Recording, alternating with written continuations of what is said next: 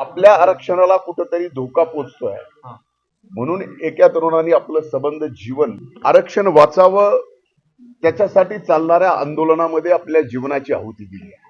ती जीवनाची आहुती देताना त्याला 3 मुली, 1 मुलगा, बायको, घरदार काही दिसलं नाही. आणि ही तीव्रता या महाराष्ट्रामध्ये काही दिवसापासून आपण पाहतोय.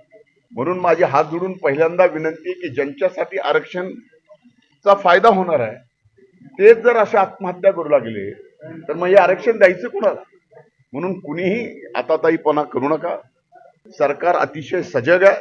माननीय मुख्यमंत्र्यांनी, माननीय उपमुख्यमंत्र्यांनी कुठल्याही आरक्षणाला धोका लागणार नाही याची खात्री घेतलेली आहे, जबाबदारी घेतली आहे. आणि यामध्ये या सर्व गोष्टी पाहत असताना आपण माध्यमांनी सुद्धा आता छत्रपती शिवशाहू फुले आंबेडकरांच्या या पुरोगामी महाराष्ट्रात जसा छत्रपती शिवाजी महाराजांनी गावकूच असा आता ताईपणा करू नका.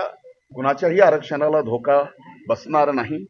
आपण एक गोष्ट लक्षात घेतली पाहिजे जी आपल्या माध्यमाच्या समोर आणून देतोय ती महाराष्ट्राच्या सर्वदूर आपण गेली पाहिजे याची व्यवस्था करावी. आता एक कट ऑफ लिस्ट लागली, MPSC ची कट ऑफ लिस्ट लागली. ती कट ऑफ लिस्ट लागल्यानंतर तुम्ही बघितलं असेल की OBC ची कट ऑफ 485 आहे, EWC ची 445 आहे आणि बाकी इतर तुम्ही सोडून द्या.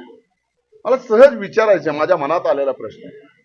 आता EOW मध्ये जे आले आणि OBC मध्ये जे नव्यानं आले त्यांना जर 480 गेले ते कटले ते, आणि EOW मध्ये आल्याला 445 मध्ये पास झाला. मूळ हे खरंच राजकारण नोकरीसाठी, शिक्षणासाठी का खरंच राजकारण राजकारणासाठी, हा विषय आता आपण सगळ्यांनीच मी माननीय पण या प्रकरणामध्ये माझा त्यांचा मेसेज झाला आणि त्यांनी या सर्व जी काही मदत करायची सरकारच्या वतीनं त्याची जबाबदारी त्यांनी घेतलेलीच आहे. आम्ही सुद्धा आमच्या वतीने जी काही जबाबदारी घेतोय. माझी आपल्याला हात जोडून विनंती, एकत्रित गुन्हा गोविंदाने राहावेत यासाठी प्रयत्न करा. जी आर रद्द करण्याची मागणी होत आहे, जी आर रद्द होऊ शकतो का? आणि